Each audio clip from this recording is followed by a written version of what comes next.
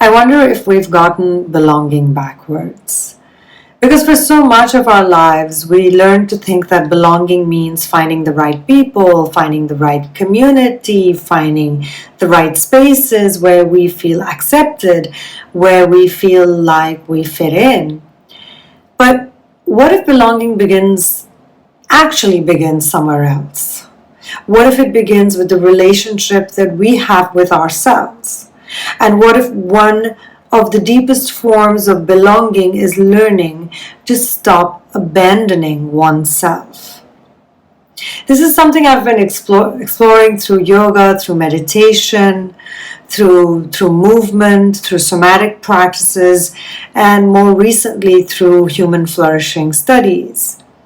And the more I learn, the more I think that wholeness isn't about becoming some perfectly curated version of ourselves. Rather, I think it's about learning how to be in a relationship with the entirety of who we are, which means we all have beautiful parts. We all have difficult parts. We have parts of our personality and ourselves we are proud of. There are parts that we'd rather hide. And even the parts that we're still discovering and still trying to understand. Psychologist Kristin Neff's work on self-compassion has really changed the way we understand how we relate to ourselves when we're struggling, right? So self-compassion isn't about letting ourselves off the hook. It's not saying everything I do is wonderful and I don't need to change anything. No. It's the ability to meet ourselves with kindness rather than cruelty when we're suffering. When we fail, when we're confused, when we're disappointed in ourselves.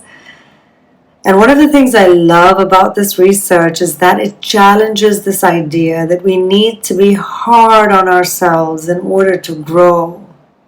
Right? We often think criticism will motivate us. If I'm harder on myself, maybe I'll finally become the person that I want to be.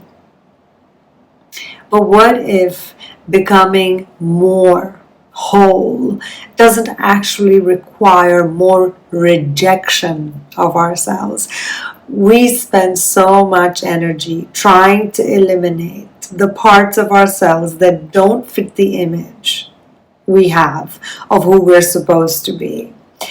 And so we try to curate ourselves. We think if I can just become a little bit more confident, if I can feel a little bit more secure, maybe if I become a little bit more successful, maybe if I do all these treatments and become more beautiful, maybe then I will accept myself. But I'm beginning to think that wholeness doesn't come from eliminating parts of ourselves.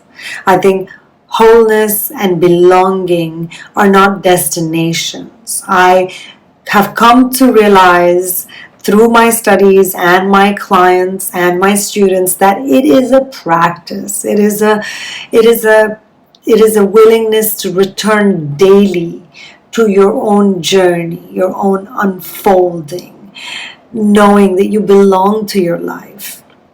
Even when you don't know what's next, even when you're struggling, especially when you're struggling, even when you feel you're not the person you thought you were, right? Even when you're disappointed in yourself, even when you're changing, you can still belong to yourself. You can still have that inner sense of belonging. You can develop that practice. And when we start discovering that and playing with that, we stop searching for outside events, communities, people, circumstances that will make us feel like we belong, that will make us feel like they resonate with us, right? It's a subtle but enormous difference. When I believe someone else has to complete me, I tolerate things that aren't right for me because I'm terrified of losing the relationship. And that's a form of abandoning yourself. You don't need to abandon yourself to feel loved, to remain in a situation to feel like you belong. You don't have to disappear into somebody else. You don't have to lose all sense of identity. And I think that is a very mature form of belonging. I think it's essential to recognize that we have parts of us that we are going to have a hard time accepting, but knowing that we did the best that we could with what we knew and who we are is a great place to start. Of course, the effort is always to keep getting better, but for the time, just taking a pause, recognizing, slowing down, and truly deeply accepting. After all, we're all human, right? And permission to be human, to err as human, are very, very critical mantras for us as we go through this journey of life. So I really hope that you could practice more compassion with yourself and more acceptance. And the gnarly parts of you that you wonder about and that you struggle with, perhaps they just need a voice.